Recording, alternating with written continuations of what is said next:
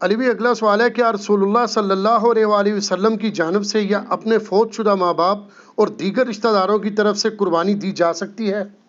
دیکھیں جی، قربانی کے دنوں میں چند کرٹیکل کوسچنز جو ہیں ان میں سے ایک یہ کوسچن بھی ہے۔ لوگ رسول اللہ صلی اللہ علیہ وآلہ وسلم سے اپنی محبت کا اظہار یہ بھی سمجھتے ہیں کہ آپ کی طرف سے جانور قربان کیا جائے۔ محبت کا اظہار تو اس میں تو کوئی بری چیز نہیں ہے، بلکہ یہ تو ہمارے ایمان کا حصہ ہے، لیکن وہ چیز مشروع بھی ہو۔ اس حوالے سے ایک حدیث پیش کی جاتی ہے جامع ترمذی اور سنن ابی داؤد سے کہ مولا علی علیہ السلام ہر سال 2 مینڈے قربان کرتے تھے۔ تو آپ سے کسی نے پوچھا آپ 2 مینڈے کیوں قربان کرتے ہیں؟ انہوں نے کہا مجھے نبی علیہ السلام نے وصیت کی تھی کہ اے علی میرے بعد بھی تم نے 1 مینڈا میری طرف سے قربان کرنا ہے۔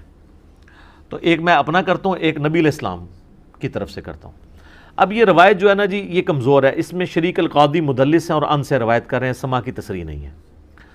امام ترمذی نے اس حدیث کو لیا ہے لیکن اس پہ جرح کوئی نہیں کیا ہے، لیکن ساتھ ہی انہوں نے عبداللہ بن مبارک کا قول نقل کیا ہے کہ میت کی طرف سے قربانی درست نہیں ہے، اور اگر کوئی قربانی کرے گا تو وہ صدقہ شمار ہوگی، جس طرح کہ میت کی طرف سے آپ صدقہ اور خیرات تو کر سکتے ہیں نا، میت کو تو ثواب پہنچتا ہے صدقہ اور خیرات کا۔ مسئلہ 74 میرا اصالہ ثواب کے اوپر ریکارڈڈ موجود ہے۔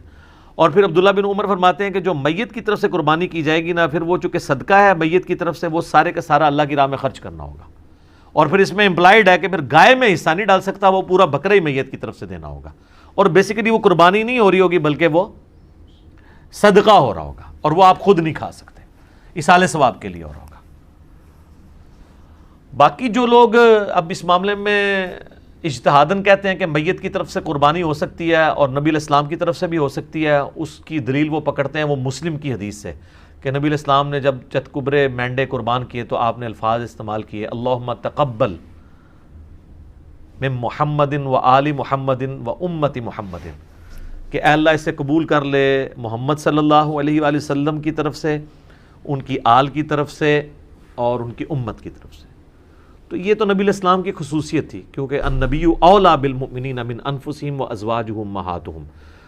نبی صلی اللہ علیہ وآلہ وسلم مومنین کی جانوں پر اس سے بڑھ کر حق رکھتے ہیں، اور مومنین کی مائیں ہیں ان کی بیویاں جو ہیں نبی علیہ السلام کی۔ اس کانٹیکسٹ میں ایک حدیث بخاری مسلم میں ہے کہ جب اللہ تعالیٰ نے نبی علیہ السلام کو وسعت دی تو جب کبھی کوئی مقروض کا جنازہ لایا جاتا تھا نا، تو اس وسعت سے پہلے تو آپ کہتے تھے کہ جب تک اس کا قرضہ نہیں اترتا میں جنازہ نہیں پڑھاؤں گا، اور جب مقروض کا جنازہ وسعت کے بعد آتا تو آپ فرماتے ہیں کہ قرآن میں آیت ہے النبی اولیٰ بالمؤمنین من انفسہم و ازواجہ امہاتہم، تو میں سب سے زیادہ حقدار ہوں کہ میں اس کا قرض اتاروں۔ یعنی آپ علیہ السلام نے یعنی خالی اس رشتے کو اویل نہیں کیا۔ یہاں تو پیری مریدی میں لوگ کیا کہتے ہیں کہ وہ پیر کہتا ہے کہ مرید میرے لیے قربانی کرے کیونکہ میرا اس کی جان سے بڑھ کے اس پہ حق ہے، اور رسول اللہ کا تو واقعی ہم پہ ہماری جان سے بڑھ کر حق ہے، اور حضور کہہ رہے ہیں حق تو میرا ہے اس کے اوپر، لیکن جب اس پہ اس طرح کا وقت آیا تو میں اس کے روحانی باپ کی حیثیت سے اس کا قرضہ خود اتاروں گا۔ روحانی باپ تو ہے نا امت کے۔ صلاۃ بر محمد و آل محمد، اللہم صلی علی محمد و علی آل محمد۔ تو اس حدیث کے تحت لوگ کہتے ہیں کہ جی وہ جو نبی علیہ السلام نے کہا کہ میری طرف سے اور میرے گھر والوں کی طرف سے، آل کی طرف سے، امت کی طرف سے، تو کہتے ہیں پھر امت بھی اگر حضور کی طرف سے کر دے تو پھر میں یہ کہوں گا کہ یہ پھر مسئلہ اجتہادی ہے، ضعیف احادیث بھی اس کو سپورٹیو ہیں، اگر کوئی دینا چاہتا ہے ضرور دے، لیکن گائے میں نہ حصہ ڈالیں، اللہ سے ایک بکرا دینا چاہتا ہے ضرور دے۔ اور پھر جس طرح ابن مبارک نے فرمایا، عبداللہ ابن مبارک نے امام حنیفہ کے شاگرد ہیں، امام حنیفہ کے شاگردوں میں سے ہیں اور امام بخاری کے دادا استادوں میں سے، کہ پھر اس طرح کا گوشت خیرات کیا جائے گا۔ باقی یہ ہماری جذباتی ایفیلیشن ہے۔ مجھے بتائیں کہ رسول اللہ صلی اللہ علیہ وآلہ وسلم اس کام سے خوش ہوں گے جو انہوں نے امت کے ذمہ لگایا ہے کہ امت کرے، یا اس کام سے خوش ہوں گے جو امت کے ذمہ لگائے نہیں ہے اور امت دھونس اور زبردستی کے ساتھ اتری ہوئی ہے؟ چلیں اگر آپ مولا علی والی حدیث سے پلی لیتے ہیں، وہ تو مولا علی کی ڈیوٹی لگائی نا، حضور نے امت کو تو نہیں کہا میرے بعد میرے نام کے کرتے رہنا، پھر بھی آپ اگر ان الفاظ پہ بھی جائیں گے تو وہ مولا علی کے لیے۔ اچھا اب آ جائیں یہاں پر اگر آپ کے عام امتی، تو عام امتی کے ذمہ جو کام ہے نا سر، وہ سورۃ الاعراف آپ پڑھ کے دیکھیں، میں نے پہلے بھی کئی دفعہ یہ چیز بیان کی ہے، میں آج پھر بیان کر دیتا ہوں۔ نبی علیہ السلام کا جہاں پہ ذکر خیر آیا نا، کہ اگلی کتابوں میں آپ کا ذکر ہے 157 نمبر آیت ہے، اللہ تعالیٰ نے فرمایا اعوذ باللہ من الشیطان الرجیم الذین یتبعون الرسول النبی الامی الذی یجدونہ مکتوبا عندہم فی التوراۃ والانجیل، یہ اس نبی امی کی پیروی کر رہے ہیں جس کا ذکر لکھا ہوا پاتے ہیں اپنے پاس تورات اور انجیل کے اندر، یأمرہم بالمعروف وینہاہم عن المنکر،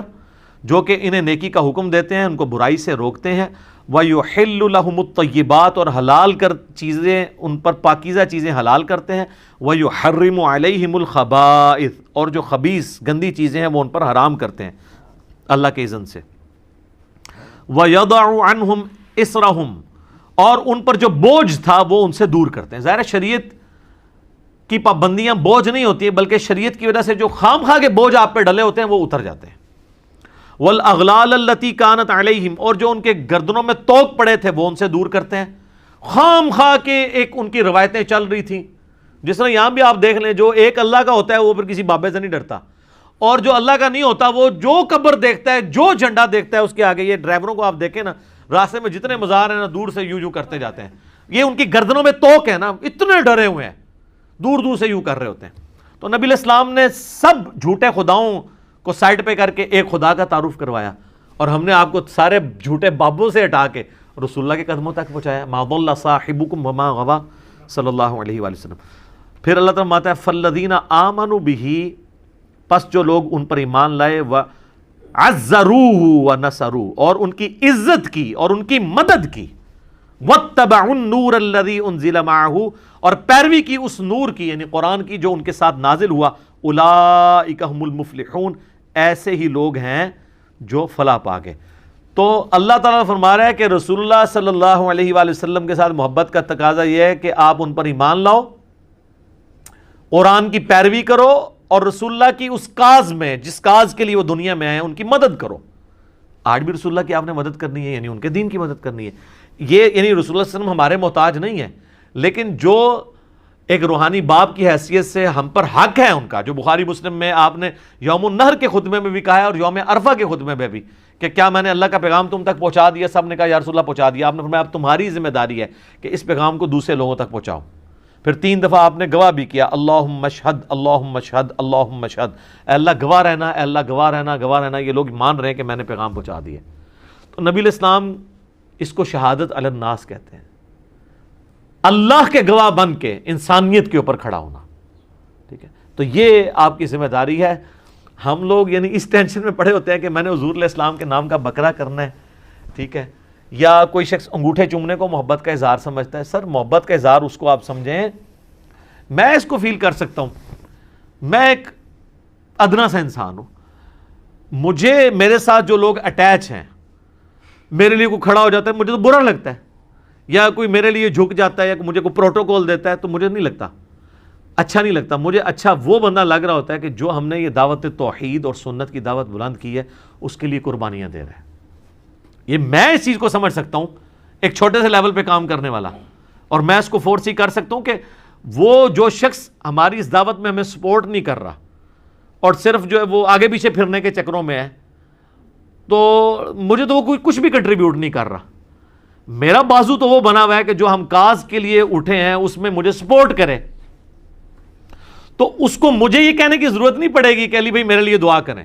میرے اندر سے اس کے لیے دعائیں نکل رہی ہوں گی۔ سیدھی سی بات ہے۔ اب جو لوگ بھی سوشل میڈیا پہ ہماری اس دعوت کو عام کر رہے ہیں، میں نے کئی لوگوں کو دیکھا تک نہیں ہے، لیکن میرے دل سے دعا، کوئی اچھا کلپ کسی نے اچھا تھمبنیل بنایا، میں اس کے لیے دعا میرے دل سے نکلتی، یار یہ اس کاز میں ہمیں سپورٹ کر رہا ہے۔ تو رسول اللہ صلی اللہ علیہ وآلہ وسلم کے تو ذمہ اتنی بڑی ذمہ داری اللہ نے لگائی ہے، وَمَا أَرْسَلْنَاكَ إِلَّا كَافَّةً لِلنَّاسِ بَشِيرًا وَنَذِيرًا،